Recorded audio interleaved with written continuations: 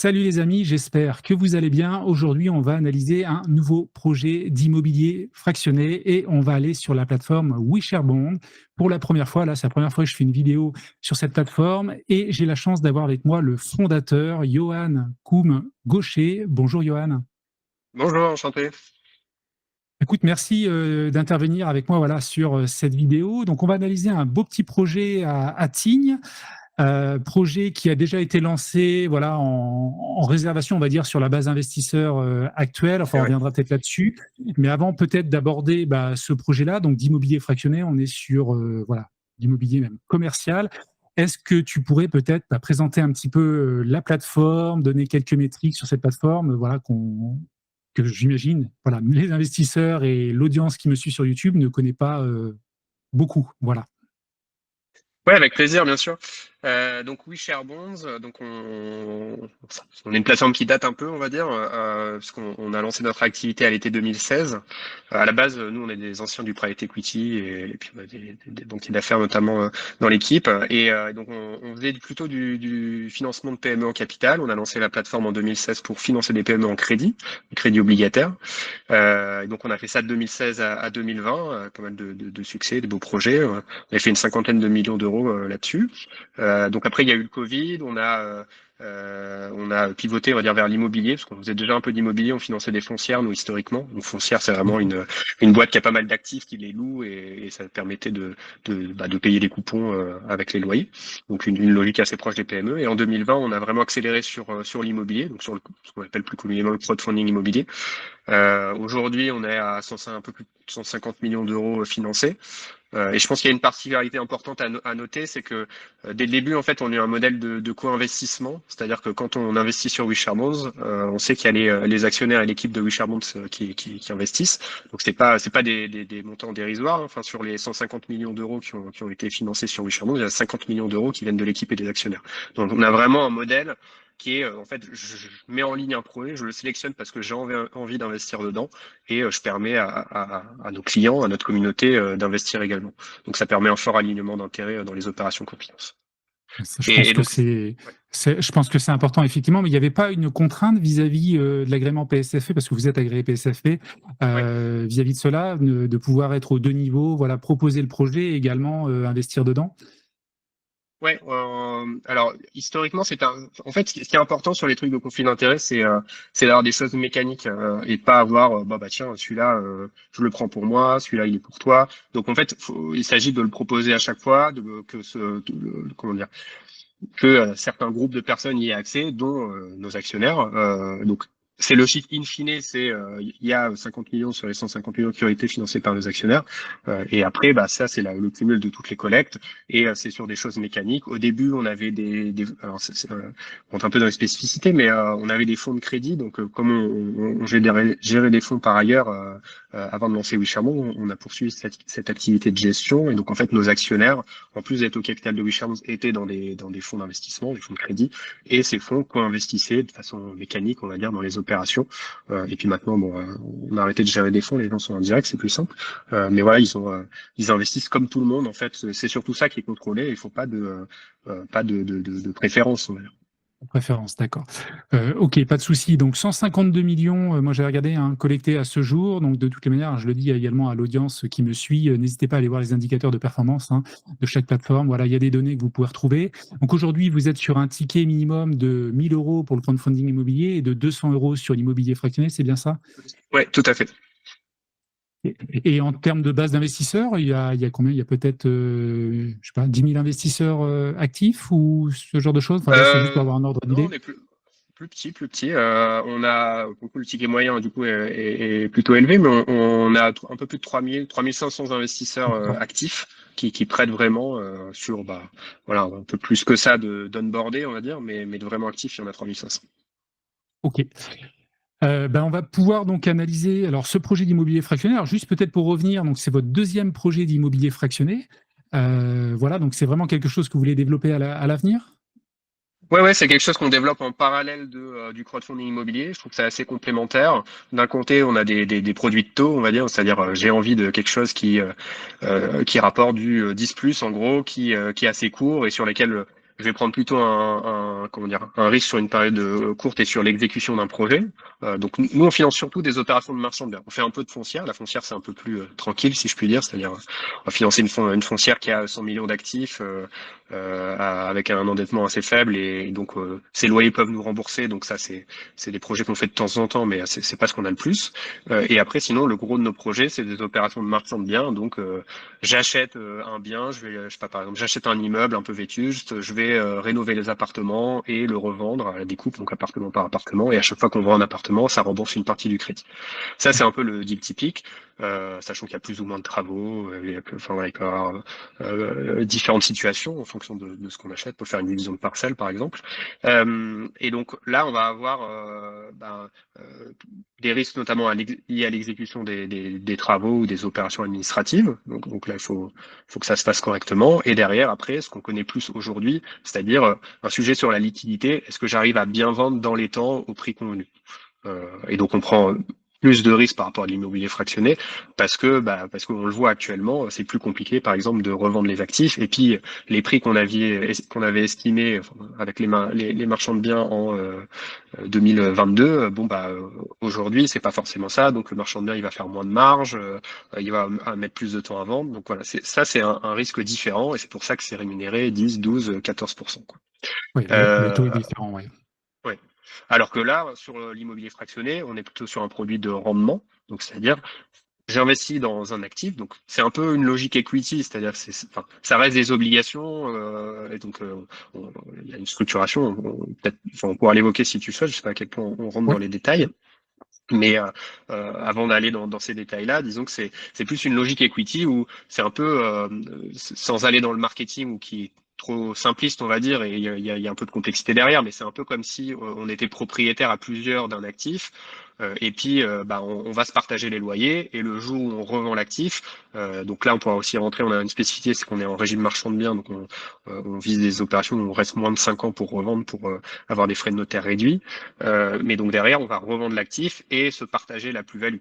Voilà. Mais donc du coup, finalement, on est directement sur l'actif. A priori, l'actif, il est déjà construit. Il peut y avoir un peu de travaux. On a fait une opération à Valence où on a acheté un appart qu'on a rénové, donc il y a un petit peu de rénovation, mais ça reste léger. Et l'actif, il est déjà, déjà tangible. Et puis là, en plus, à Tignes, il y a déjà un locataire qui est là depuis 2018, qui paye. C'est un local commercial, donc voilà, c'est pas le même type d'opération. On est sur quelque chose, on va plus se comparer à une SCPI et se dire, j'investis dans un truc qui fait du rendement. Tous les trimestres, j'aurai mes coupons.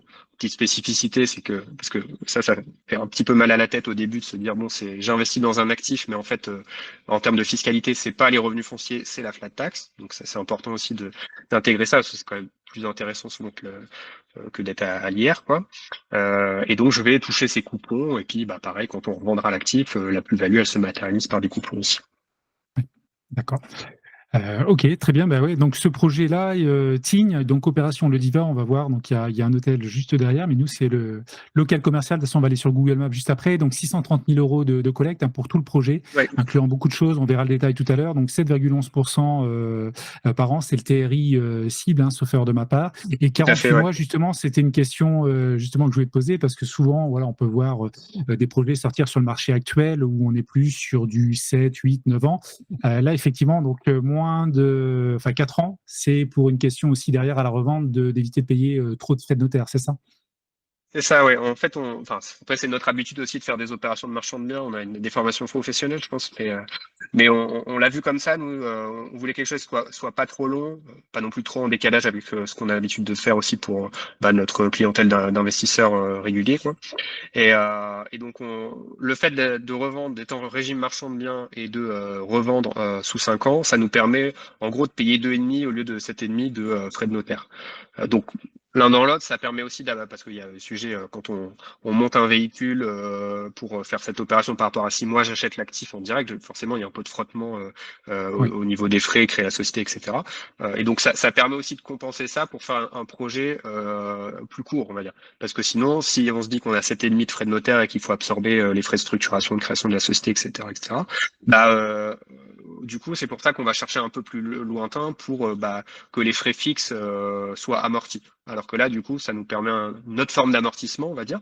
Et après, bah, là, comment dire, le marché, donc c'est un peu particulier l'immobilier commercial aussi pour les personnes qui nous écoutent. On n'est pas sur une logique résidentielle où on va regarder les prix au mètre carré et regarder voilà quelle est cette évolution. On va plutôt être sur ce qu'on appelle du taux de capitalisation, pardon.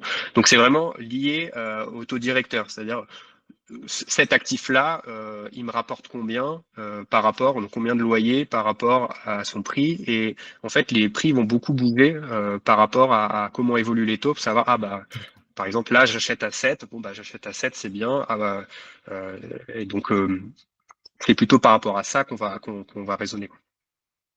OK, c'est très clair. Donc le projet a été lancé donc en pré-réservation. Aujourd'hui, il y a 50 un peu plus de 50 qui est collecté. Donc il reste 271 000 €. Donc 630 000 €, je l'ai dit. On est sur des obligations, tu l'as dit également tout à l'heure. Donc coupon trimestriel. Petite question aussi voilà, que les investisseurs se posent, de toute façon, sur tout type d'investissement. Alors bien sûr, il y a des risques, il y a des liquidités, ce genre de choses. Il faut toujours le rappeler.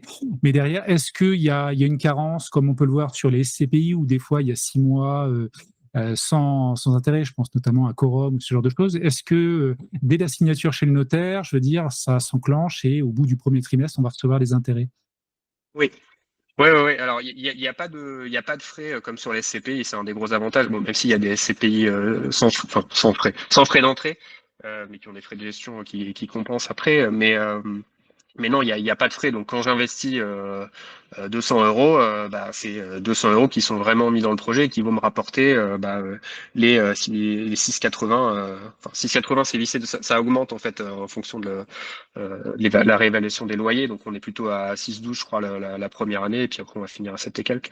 Mais en tout cas, la rémunération est versée à l'investisseur sous forme de coupon et directement. D'accord.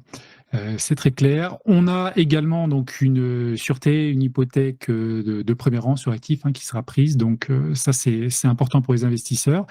Je ne sais pas si On a tu une, veux rajouter quelque chose là-dessus. Oui, peut-être. Ouais, ce qu'on peut dire, c'est sur la structuration. On est sur donc un véhicule qu'on crée pour l'opération, qui est cédé à comment dire, un dirigeant expérimenté dans l'immobilier qui a déjà voilà déjà géré des centaines d'actifs et donc qui va gérer la société avec nous. Ça nous permet de ne pas être actionnaire de la société et de respecter la réglementation. Modulo une golden share, donc une action de préférence qu'on a sur cette société et qui nous permet tout en comment dire mélangeant pas les genres et en ayant vraiment quelqu'un qui gère la société, quand même d'avoir un droit de regard et ce qu'on n'a pas forcément sur le crowdfunding immobilier, pour être honnête, Oui. d'avoir un droit de finalement si ça se passe pas comme on veut, si le gérant, bon même si c'est des personnes qu'on apprécie de notre réseau pour le coup en tout cas sur nos premières opérations, c'est que des gens qu'on connaît très très bien, mais on a un modèle type quoi et donc ça nous permet avec cette gueule de chair de en gros prendre les rênes et changer de gérant si jamais ça va pas parce que on veut pas être actionnaire de la société et porter ce risque-là, mais en même temps, si ça se passe pas bien, on veut quand même pouvoir être aux manettes, quoi. Oui, intervenir derrière.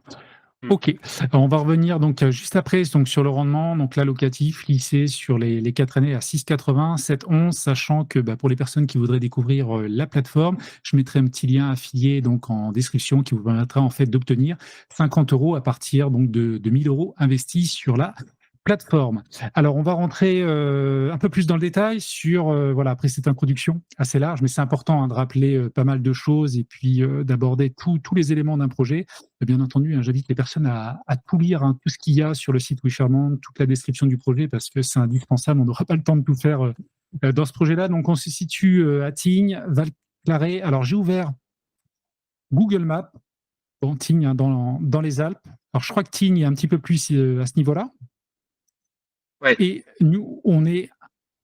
il y a de la neige, je précise, pour les personnes qui regardent et qui voient cette montagne.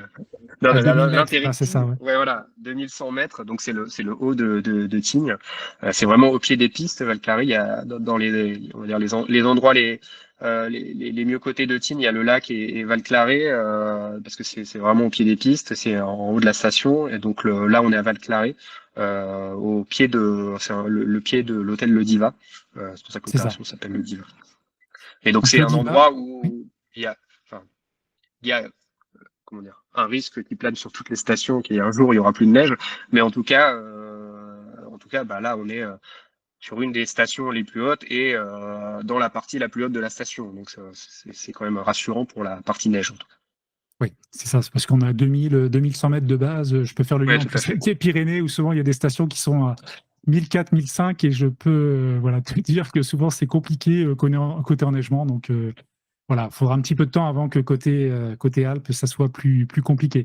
Alors là, on a un petit Mm. visuel sur Google Maps qui date un petit peu, dernière photo septembre 2018. Et voilà, c'est ce bien-là. Et donc, surtout, c'est le local qui est à ce niveau-là. Alors, c'est en local commercial, je ne sais pas si on a un visuel, je crois que oui. J'ai oublié le nom. Sur notre page projet, il y a Ah, c'est un ski République. c'est ça. Donc Ok. c'est un magasin de ski assez classique, on va dire, à l'intérieur, où bah, comment dire, les vacanciers vont louer leur ski au pied des. Donc c'est vraiment au pied des pistes et c'est à côté. Il y a un nouveau Club Med qui a ouvert juste à côté, donc c'est bien situé pour ça aussi, quoi. D'accord. Et donc ce locataire, il a une activité également l'été, parce qu'on souvent on pense au ski, on pense activité, Ouais. voilà, 3-4 mois de l'année, mais également l'été, il a une activité tout au long de l'année en fait. Ouais, tout à fait. Ouais. Alors, bah, les mois intermédiaires, c'est forcément toujours un peu plus creux, mais en tout cas, oui, les mois d'hiver et l'été, il y a un certain nombre d'activités sur la station, et donc il loue du matériel pour ces activités autour du VTT et autres trucs. Enfin, Ouais, les il y a pas mal de choses. Ouais. dispositifs de descente, ouais, maintenant qui existent, on a pas mal. Voilà, après il y a les pistes juste derrière en fait, hein. Tout à Juste fait. Ouais, derrière. Ouais. ouais, c'est vraiment à côté des pistes. Alors maintenant, on va parler peut-être un peu plus chiffres. Donc là, on a un premier tableau. Donc l'acquisition du bien dont les frais, j'imagine que vous sous-entendez les frais de notaire derrière, peut-être frais d'agence, c'est Oui, ça? ouais, ouais, tout à fait. C'est ça. On est à 563 000 euros. Frais de financement, donc ça doit être la rémunération de la plateforme. Oui. Globalement, j'imagine, voilà, on est à 7-8%, quelque chose comme ça, 6-7 peut-être même. La sûreté, donc mise en place de On est à l'hypothèque de premier rang 5%, sur le ouais. bien. Sur nos frais, 5%. on a 5% hors taxe, c'est ce qu'on applique aussi en crowdfunding D'accord. immobilier. Après, frais de sûreté, bah, c'est la mise en place de l'hypothèque. Création de la société, bah, on crée un véhicule dédié pour l'opération. Ça permet vraiment d'isoler. Alors, on pourrait évidemment faire mettre tout dans une seule société. Enfin, on pourrait. Après, ça poserait des problèmes réglementaires, mais en tout cas, sur le principe, on pourrait faire une grosse structure où à chaque fois on fait une émission obligataire. Vous souscrivez à l'émission obligataire, et puis cette société achète plein d'actifs. Le problème, c'est qu'on mélange un peu tout le monde ensemble. C'est-à-dire que vous pensez avoir prêté projet B, en fait, vous êtes avec les prêteurs du projet A, et s'il y a un problème un jour, bah, en fait, vous êtes mélangés et potentiellement l'argent va servir à rembourser d'autres investisseurs. Donc, tout est bien séparé. Donc, moi, j'estime que ça vaut le coup de dépenser un petit peu d'argent, de créer une société dédiée qui va avoir son risque limité, son pool d'investisseurs. Comme ça, on isole bien les choses. L'hypothèque, elle est au profit de cette masse obligataire et de cette société-là. De toute façon, c'est important de bien cadrer les choses vu le type de projet. De bien rédiger les statuts également, j'imagine, d'être passé par des partenaires voilà, compétents. Ouais. Le compte de réserve et la trésorerie, tu peux nous en dire un petit peu plus sur ces lignes-là? C'est en cas de besoin sur des travaux. Alors les travaux, je sais, alors tu vas peut-être me contredire, mais normalement les travaux, tout comme la taxe foncière, sont à la charge du locataire, du moins la Ouais. plupart des travaux, c'est ça? C'est ça, en fait, alors c'est un vieux bail, on va dire, c'est un bail triple net avec indexation des loyers sur le coût de la construction, sur l'ICC. D'accord. Et donc effectivement, c'est à la charge du locataire. Mais on structure nos opérations comme ça. Nous, on est peut-être un peu parano, mais on aime bien se prendre des sûretés, on va dire. Et donc on se réserve 3 mois de loyer à chaque fois qu'on met sur un compte. Ça nous permet, si jamais il y a quelque chose, de voir venir. Et après, bah, de toute façon, c'est remboursé aux investisseurs à la fin. Donc l'inconvénient, c'est que ça diminue un petit peu le rendement parce que bah, si euh, on levait 11 700 euros de moins, par exemple, bon bah ça augmenterait un petit peu le rendement, mais ça permet une souplesse et aussi si jamais il doit y avoir quelque chose au cours de la vie du projet, même si on doit avancer ou un décalage, bah, ça permet d'être souple sur la gestion parce que bah, encore une fois, là on est sur une logique presque un peu equity et donc il faut avoir un peu de BFR pour pouvoir gérer ces décalages de trésor ou une petite chose, un petit investissement, une réparation qu'il faudrait faire, on ne sait jamais. Ouais. D'accord. J'avais une petite question, alors peut-être pas pour la trésorerie, non, mais elle m'a échappé. On va peut-être passer au niveau de la location et des revenus locatifs. Donc au départ du projet, indépendamment alors de la plus-value à la revente, hein, mais sur 4 ans après, bon, ça sera lissé, ce sera peut-être pas non plus exceptionnel par rapport, voilà, si on était parti à 8 ans, mais c'est normal, on verra comment le marché évolue. Donc on a 6-12 en la première année. Vous Oui. comptez signer le bien quand? Enfin, il y a à peu près une date? On est en septembre, vers novembre-décembre? Oui, je sais plus si c'est, enfin c'est autour de novembre. J'ai plus la date Ouais. là sous Il y a, les yeux, il mais y a c'est pas autour de de novembre. crédit après. Il n'y a pas de crédit, ça devrait aller peut-être un peu plus vite. Non, non, mais en fait, enfin, pour le coup, c'est assez simple. On a un contact avec le vendeur. On s'est mis d'accord pour signer une fois que l'opération serait faite. Derrière, on met en route les notaires et ça se fait. Le bien est déjà loué, donc c'est assez simple. C'est pour ça qu'il y a des revenus qui seront versés directement dès l'acquisition du bien, quoi. D'accord. Ok, donc on est en année pleine sur un loyer aux alentours donc de 50 000 euros qui va être valorisé. Concernant les charges, vous déléguez bien sûr la gestion locative à quelqu'un, j'imagine, de terrain dans le coin? Oui, on a quelqu'un qui, alors pas forcément qui habite sur place, Ouais. qui se rend sur place et qui voilà peut gérer les différents cas, qui a l'habitude de faire ça, qui fait de l'asset management sur ce type d'actifs. Mais après derrière, enfin, on est sur quelque chose où un actif qui tourne. Je veux dire, le locataire est là depuis 2018, il n'y a jamais eu d'impayé. Comment dire, oui, c'est quelque chose où c'est pas comme quelqu'un qui vous appelle sur du résidentiel où il y a la moindre fuite d'eau ou quelque chose et il faut intervenir régulièrement. Là, on est plus sur quelque chose où, comme voilà, il y a beaucoup de choses dans du bureau ou du commerce qui sont à la charge du locataire. Il n'y a pas énormément d'intervention nécessaire non plus. D'accord. Ok. J'avais une petite question parce que le projet donc est prévu pour durer 4 ans. Je crois que vis-à-vis du bail restant, il reste à peu près 4-5 ans, je crois. Ouais. Est-ce que ça peut pas être un frein derrière à la revente, le fait d'arriver quasiment à l'échéance du bail pour un potentiel acquéreur, ou ça peut être une chance, je me posais un petit peu les questions, de pouvoir potentiellement renégocier le suivant et d'inclure d'autres conditions ou d'adapter un petit peu? Ouais, effectivement, le bail, il arrive à expiration enfin, expiration. Oui, il est reconductible, donc il peut se reconduire derrière, mais en D'accord. tout cas, il y a une fenêtre de sortie en 2029.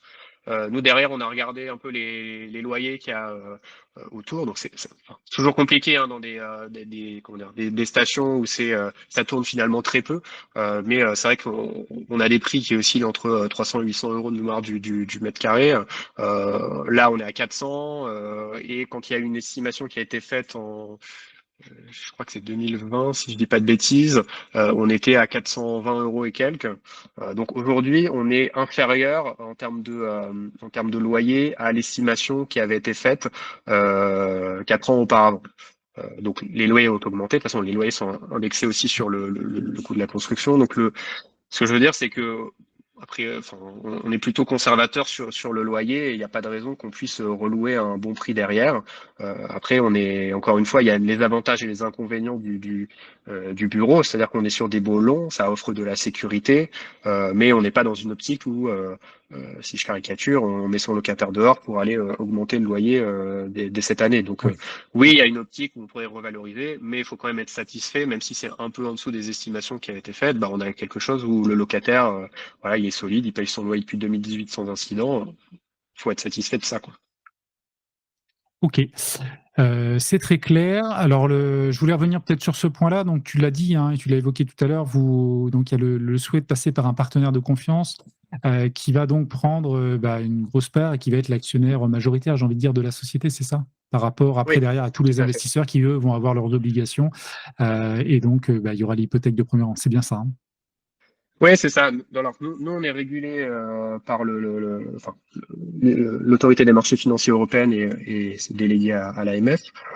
Donc, on est agréé PSFP, prestataire de services de financement Hum. participatif, et donc on a un certain nombre d'obligations. Donc le marché est un peu en train de se structurer sur l'immobilier fractionné. Je sais qu'il y a beaucoup de plateformes qui commencent par faire des formes de club deal avec des véhicules qui peuvent émettre jusqu'à 8 millions d'euros.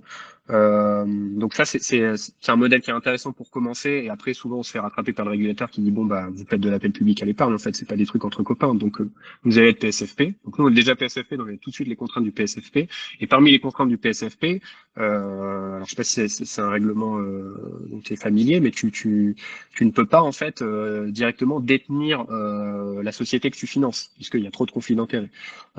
Mais en même temps, nous, on voulait quand même avoir une forme de contrôle dans la société, parce qu'on se disait, bon, même si là, sur ce projet-là et tous les premiers qu'on fait, on est forcément avec des gens de grande confiance, Oui. mais sur un modèle qu'on dira à plus grande échelle, on se disait comment on peut contrôler un peu les choses. Donc on a pas mal échangé avec le régulateur, on s'est fait une session de travail avec eux, et on a trouvé un modèle où on prend une golden share, donc une action de préférence dans la société que l'on crée. Donc comme ça, on respecte la réglementation européenne en n'étant pas, en détenant pas cette société, en se finançant nous-mêmes entre guillemets quoi, parce que c'est ça qu'on n'a pas le droit de faire. Mais on a quand même cette action de préférence où concrètement, si ça se passe mal, on peut mettre dehors le gérant et le changer. Ce qui est quand même un confort par rapport à une opération de crowdfunding immobilier où même si on aime beaucoup les marchands de biens avec qui on travaille, mais en cas de problème, c'est vrai qu'on n'a pas ce confort de dire bon, finalement, on n'a pas apprécié la façon de gérer, on va reprendre les choses ou passer ça à quelqu'un d'autre. Voilà. On a ce confort-là sur la partie immobilier fractionné avec cette golden share, ce qui offre une garantie en plus. Alors, on va pas vraiment une garantie au sens pur du terme, mais disons que ça offre un mécanisme un peu de sûreté supplémentaire au sens où, bah oui, s'il y avait quelque chose, oui, il y a l'hypothèque sur le bien, mais aussi sur la gestion, on a quelque chose puisqu'on peut reprendre la main sur la société si la gestion ne se passait pas bien. Non, je pense que ça, c'était très, très important que tu expliques cette partie-là, parce qu'effectivement, c'est la première fois voilà, que je suis confronté un petit peu à ça, parce qu'effectivement, je pense à une autre plateforme aussi sur le marché qui était avant le PSFP, qui gérait la plateforme et qui avait également ses propres projets. Ils ont été obligés avec le PSFP donc de se diviser tout simplement et de faire acheter la plateforme par un autre acteur. Et en parallèle, pour les autres projets d'immobilier fractionné, effectivement, vu qu'ils ne sont pas agréés PSFP, ils passent aujourd'hui par un autre mode de fonctionnement où ils doivent apporter le projet à chaque fois. Et là, effectivement, vu que vous êtes justement PSFP pour éviter justement d'être des deux côtés, voilà, il y a ce mode de fonctionnement. Et puis si vous avez pu le gérer avec eux, communiquer pour trouver la meilleure solution, ça paraît, moi, ça me paraît bien plus clair. Mais c'est important de l'expliquer, je pense, pour vous qui me regardez, ce mode de fonctionnement très très intéressant. Ok, écoute, je crois qu'on a fait le tour globalement de tous les points que je voulais aborder. Si bien sûr vous qui regardez cette vidéo, analyser le projet, c'est important de tout lire. Il y a beaucoup d'informations. J'ai plus dans le détail, mais on ne pourra pas aborder tous les sujets. La collecte officielle va être lancée sous peu. Je crois que vous allez envoyer le mail prochainement après cette pré-réservation. Ouais, vendredi après-midi. Vendredi après-midi. D'ailleurs, je vois que là, c'est marqué montant minimum 1 000 euros. En fait, on fonctionne par club. C'est pour ça qu'il est déjà en partie souscrit le projet. C'est qu'on fonctionne par tranche. Et donc là, on a déjà ouvert à nos plus gros clients. Donc on réserve toujours des tranches. C'est pas tout pour eux. Il y a que en gros, il y a à peu près 10% de projets confidentiels chez nous où là vraiment c'est l'émetteur qu'on va financer qui veut pas être connu ou des choses comme ça. Donc là, on est sur des choses fermées, mais en fait, sur la 90% des projets qu'on finance, en fait, ça fonctionne par tranche. Donc c'est ça qu'en général, on voit le projet confidentiel, puis après, il va ouvrir au public. Et donc sur une première tranche, on est sur des investisseurs à partir de 10 000 euros, qui sont des investisseurs professionnels. Eux, ils vont regarder, donner leur avis, etc. Derrière, on va passer sur ce qu'on appelle nous le club preview, donc des personnes qui mettent des tickets de plus de 1 000 euros et qui investissent dans énormément de projets. Et derrière, on va ouvrir à tous nos clients. Et en fait, l'avantage de ce système-là pour nous, c'est que on a des personnes des plus professionnelles jusque la foule, quoi. C'est ça qu'on appelle ça le crowdfunding, mais qui vont nous faire des retours sur notamment l'info mémo, donc la page projet. Et on va enrichir ça et s'assurer que tout est le plus compréhensible possible, le plus clair quand on ouvre à tout le monde. Ok. Sachant que c'est aussi rassurant pour un investisseur, parce que je connais beaucoup d'investisseurs qui me suivent sur Telegram et qui m'ont dit que justement, quand la collecte est au balbutiement, même à 10-20%, ils vont attendre le plus tard possible. Et là, le fait d'avoir une collecte qui est déjà collectée à 56%, effectivement, indique qu'il faut pas trop tarder justement pour se positionner, sachant que si ça vous intéresse, écoutez, vous pouvez vous positionner à partir de 200 euros. Voilà, on n'est pas sur le crowdfunding immobilier avec un ticket à 1 000 euros, on est sur du 200 euros. ce qui est clairement plus abordable. Et puis, bah, écoute, voilà, très très beau projet, bel emplacement dans la montagne. Voilà, pas de choses à rajouter à mon niveau. Je vais peut-être te laisser tout simplement le mot de la fin. Et puis, en tout cas, merci d'être intervenu pour voilà, nous présenter ce projet-là. Bah, merci pour l'invitation. En tout cas, pour ceux qui souhaitent s'inscrire, donc il y a le processus réglementaire classique où il faut voilà, remplir un certain nombre d'étapes et après on valide le compte et derrière vous pouvez investir. Donc faut juste anticiper un petit peu et créer son compte, pas quand la collecte est à 99%. Et donc derrière, après, bah, n'hésitez pas, de toute façon sur le chat, on aura des personnes disponibles si vous avez des questions par mail, par téléphone, par chat, on sera ravis d'y répondre et de vous aider s'il y a le moindre sujet, la moindre question pour comprendre la plateforme, comment on investit, le projet. Enfin voilà, on est à votre disposition en tout cas. Super. Bah, écoute, merci Johan. Merci.